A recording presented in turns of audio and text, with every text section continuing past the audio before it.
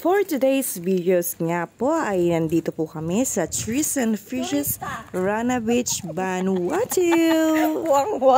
And now here in Vanuatu, we are celebrating the Family Day.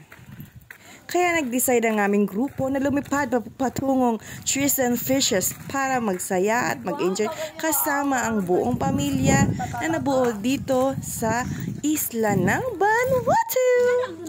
At gusto kong ipakita sa inyo, i-showcase ang buong ganda ng Trees and Fishes, Rana Beach, Vanuatu. Ayan, napakalinaw ng tubig at kalmado. Tamang-tama sa mga bagets at sa mga marunong lumangoy. So this is my first time na mag-celebrate ng Family Day dito sa Vanuatu kasama ang aking Vanuatu family. Yan, sightseeing sa magandang paligiran. At hindi lang iyan dahil napakasarap din ang kanilang mga putay. Yan, putay. Sobrang sarap talaga ng mga pagkain nila dito. Masarap sila magluto. At ang manager dito ay isang Pilipino rin. Nakaka-proud, diba? So, parang everywhere na lang dito sa Vanuatu, every company ay merong isa at manager na Pilipino. So, nakaka-proud. Itaas ang galing ng Pinoy. Ganun. Dito sa Trees and Fishes, Rana Beach, Vanuatu ay maraming amenities. So, pwede kang mag-rent ng yate, pwede kang mag-jet ski, mag-kayak if you want, and then lumangoy, want to sawa. Ayan, napakaganda ng dagat nila, napakakalmado, kaya napakasarap lumangoy. Ayan, having a lunchtime. So, ayan, meron pang pa-cocktail. Ayan, mga pictures namin. So, ayan, syempre, nag-picture ako dyan. Nakapaba. And then, meron sila ditong villa.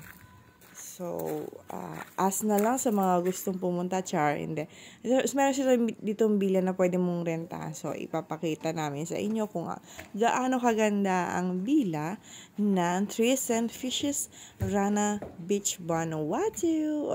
So sa mga gusto dyan, charot. Pero sa mga gusto talaga makita ang kanilang resort, pwede kayong mag-inquire sa kanilang FB Facebook account. Ayan, dyan, Trees and Fishes, Rana Beach, Vanuatu. So, makikita nyo naman, napakaganda naman talaga ng setup nila. Tingnan nyo naman yung, ayan, meron tayong kitchen sa labas, meron tayong dining table sa labas, merong napakagandang pool, may iba't ibang bila, may mga kwarto dyan, may parang video okay room daw, meron parang kitchen, ayan, at saka napakaganda ng kanilang room. Tingnan nyo naman po. Yaman. How much is that? Per night? Ganun. At ang gusto ko dito talaga yung CR nila. Diyos ko. Selfie. Charot. Ayan, tingnan nyo naman dito, Ayan, tingnan nyo naman, ang ganda ng CR nila. At, diba? Parang ang lakas maka 50 Shades of Grey. Ay, sus. Ayan, ito pa ang gusto ko dyan. Meron silang bathtub sa labas. Ayan, may bathtub sila sa labas. Diba? Magbingbangan kayo dyan, walang problema. Ay, charot.